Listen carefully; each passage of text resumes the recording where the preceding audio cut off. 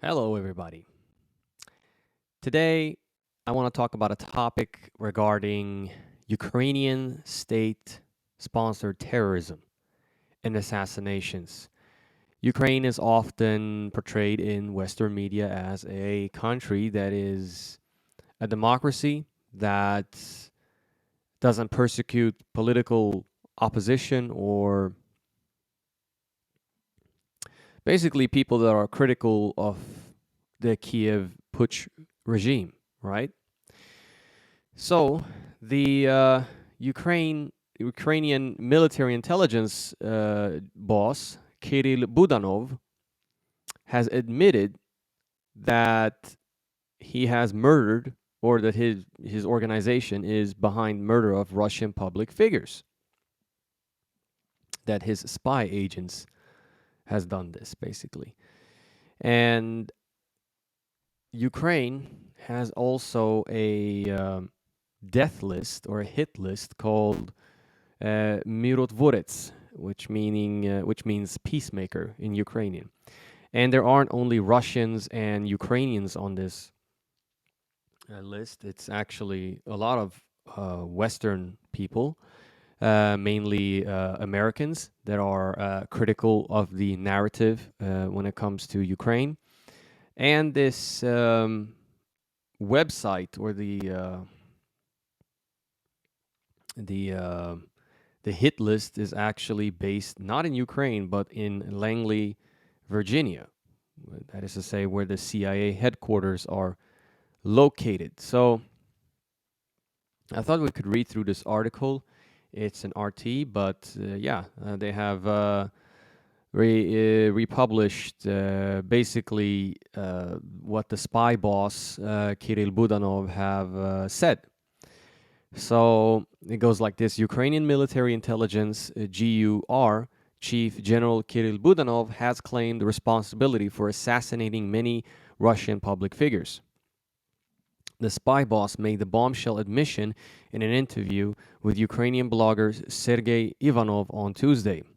Asked whether high profile Russian media figures such as prominent journalist Vladimir Solovyov, or RT's editor in chief Margarita Simonyan, are prime targets for his organization, Budanov responded that the GUR had already gotten multiple high profile targets. We have already gotten many, including public and media personalities, Budanov said, without providing any names. Pressed further by the blogger on the potential involvement of the GUR in the assassination of journalist Daria Dugina, the daughter of Russian philosopher Alexander Dugin, or the recent car bombing of author and political activist Zakhar Prilepin, the spy boss said he could neither confirm nor deny the involvement of his service. Budanov's remarks were condemned by Moscow, with Foreign Ministry spokeswoman Maria Zakharova stating that they were a clear admission of wrongdoing. To me, this sounds like a state sponsor of terrorism. Um, this is pretty much the mafia tactics that the Kiev regime uses against anybody who uh, who disagrees with them. And the some of the notable American figures that are on the this hit list is Scott Ritter, the former weapons inspector and Marine, who was famous for exposing the lie about weapons of mass destruction in Iraq. And, he has been very critical of the Ukrainian narrative and the mainstream media narrative here in the West regarding the image of Ukraine and their so-called military victories in the war, especially. And you also have now, as of late, actually Jackson Hinkle, the independent YouTube geopolitical streamer, who have recently been put on this hit list. And in Ukraine, there's actually a 13-year-old girl that's been on this hit list as well, with 300 other children. So, yeah, this pretty much shows that, and she was put on this list because she kind of talked about how the Ukrainian army and their crimes, what they have done in the eastern parts of Ukraine. And, the Ukrainian government don't like that because they love media. They want to create, for them, media PR is extremely important, basically. But I thought we can continue with the article. Terrorists, those who provide excuses for the Kiev regime and sponsored are accomplices of terrorists, Zakharova wrote on Telegram. Will the UN not notice that again? The remarks are the latest in a string of incendiary statements made by the GUR boss amid the ongoing conflict between Moscow and Kiev. Earlier this month, Budanov declared, "We've been killing Russians and we will keep killing Russians anywhere on the face of this world until the complete victory of Ukraine." The pledge received an equally poor reception in Russia, with multiple top officials branding it an admission of engaging in state-level terrorism by Ukraine. Kremlin spokesman Dmitry Peskov, for instance, said Budanov's statement was unprecedented in its essence, and it was strange to not hear any condemnation from European capitals and from Washington. It's evident that Kiev regime is behind the killings, and not only sponsoring them, but organizing, inciting, and carrying them out. The fact that we're talking about a state sponsor of terrorism, Peskov concluded, warning that Russia's special services know what to do after such statements. He is absolutely right. And as we said in this other article, the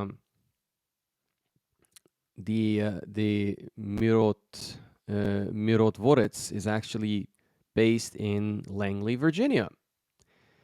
So it obviously has CIA backing, and it's kind of like almost like a fatwa list, you could say. And it includes, what they would call traitors. Notable figures on here are people, the writer Chris Hedges, and the writers Chris Hedges, Glenn Greenwald, political scientist John Mersheimer, Pink Floyd singer Roger Waters, Senator Rand Paul, former presidential candidate Tulsi Gabbard, conservative military analyst Edward Lutwak, who was placed on the list for suggesting that referendums should be held in the Donetsk and Luhansk regions concerning their relations to Ukraine, and Henry Kissinger, who is worried about the prospects of war between the US and Russia.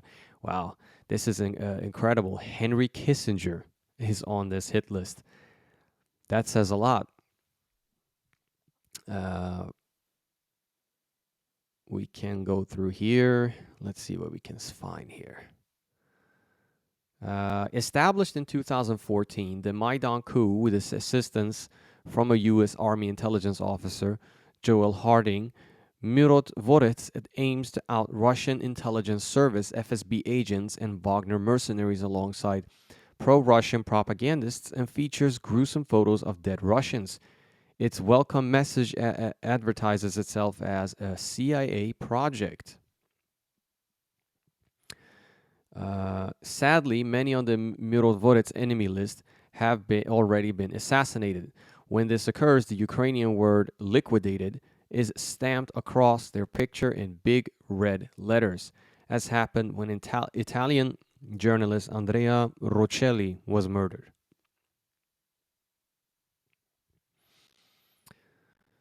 In an indication of its foul character, Mirotvorets has listed the names of more than 300 children, among them 13-year-old Faina Savenkova, who was written on social media about the terror meted out by the Ukrainian army in eastern Ukraine.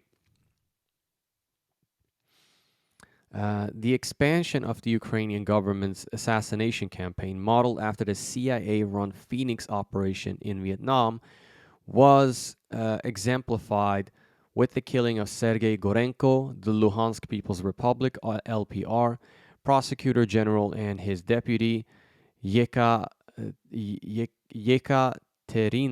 Steglenko, after the Kiev bomb rocked the headquarters of the Prosecutor General's office in Luhansk on September 16th. The New York Times earlier reported on Ukrainian commando teams who admitted to planting car bombs targeting pro-Russian police officers. Officers and politicians behind Russian lines.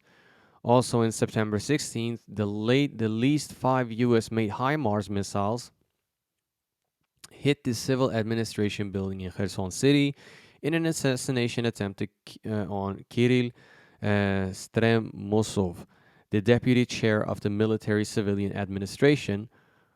Ekaterina Gubareva, a government employee who was wounded, a driver was killed, called the strike a craven act of terrorism. And now we have Scott Ritter, basically. And I'm not going to read the whole article, but I'm going to read a little bit from what he has said here and what is said about him. So, Scott Ritter speaks out. Scott Ritter, the former Marine intelligence officer who exposed the fraud surrounding the weapons of mass destruction in Iraq, is among those on the CCD's list of traitors, who has been listed as an enemy of Ukraine on the Mirotvorets website. On September 7th, Scott Ritter participated in a press conference hosted by the Schiller Institute, a German-based economic think tank, where he criticized New York's congressional delegation for supporting House Resolution 7691, the Additional Supplemental Appropriations Act of 2022, which became Public Law 117 to 128 on May 21st, 2022. I thought we could skip a little few of the stuff here, but it says here, okay? According to Ritter, the threat of Ukrainian state terrorism extending into the U.S. is very real. There are many Ukrainians living near him in upstate New York, he said, who worship Stepan Bandera, a Ukrainian nationalist and Nazi collaborator in World War II. According to historian Norman J.W. Goda, Bandera's lieutenants launched a pogrom that killed 4,000 Lvov Jews in a few days, using weapons ranging from guns to metal poles. Yes, and one of the most famous assassinations is probably on Daria Dugina, the 29-year-old daughter of Alexander Dugin, the philosopher and political scientist, who was killed in a car bombing. But there are a bunch of people here on this article that are on this death list or hit list, so to speak. And well, how can will this list extend to countries in Europe and in, for example, where I live in Sweden? I mean, in Europe, it's already happened. They spoke about an Italian journalist being killed. As for Sweden, I don't think we're going to see the aftermath of the Ukrainian war. I mean, the real major aftermaths of the Ukrainian war until the Russian army has pretty much demilitarized and defeated the Ukrainian state. And Ukraine as a country, as we know it today, has pretty much ceased to exist. I think a lot of the people who have been in the political, military, and police institutions in Ukraine, who have these ideological feelings or what do you call it, background, that is to say, white supremacist, Ukrainian nationalist, Banderite origin, they're gonna flee to other countries in Europe. They might set up organizations, secret organizations, because here in Sweden, at least, and I believe in many other NATO countries, among people who are in the military and the police, they are absolutely infatuated with Ukraine. They love Ukraine. They pretty much regurgitate everything the Ukrainian state is saying in the media, and they are vehemently anti-Russian. They hate Russians in general. Very racist people, actually, I would say. Although, at least here in Sweden, racism is very passive aggressive and not maybe as open as in many other cultures or countries. But uh, they believe in, when I talk about racism, I'm talking about the fact that most people in Sweden, I'm talking especially people within the military and government positions, and former military guys, police officers, and whatever, they wholeheartedly believe that the United States and the EU must uphold hegemony in the world. That's what I'm talking about. I'm not talking about using triggering words or this and that. No, they think that the West must uphold hegemony and everybody else must be subdued. Okay, that is their mindset. And for them, the Ukrainians have become some sort of a proxy against the wild Asiatic beasts in Russia, as they see it, right? And anybody who is opposing against that view is a traitor. He is a Putin apologist. He is this and that, and so forth and so forth, right? So, in a future perspective, futuristic perspective, I believe that it wouldn't be very impossible that some of these individuals can definitely be hired as you know, people that can be potential candidates for carrying out uh, assassination attempts against journalists or independent media profile people that perhaps don't agree with the mainstream media narrative. I also believe they can also pay off random criminals on the street. But I don't think they are going to do that because they don't have the military experience as much as the former military people. But it wouldn't surprise me. Why not? I mean, historically speaking, if we look into the assassination of Olof Palme, many suspect that there are people within the Swedish intelligence services and the police, as well as with the help of the former apartheid regime in South Africa, had some sort of hand in his assassination. Uh, so, you know, the the fact that foreign intelligence have been involved in these activities in Sweden is actually not new. I mean, in 2011 or 12, it was exposed that uh, sections of the or some police officers from the Stockholm police was actually spying on people that were, I think, critical of Israeli crimes against Palestinians or something like that. They had been spying outside the Israeli embassy, yeah, against people that were Palestinian or something like that. Um, the Americans have been spying here, so it's, I mean, it's nothing uncommon really. And I find it funny that they always talk about Russian espionage in Sweden and so forth, but I mean, America and spies here, and as we spoke about, some people are willing to spy on at the behest of the Israeli regime.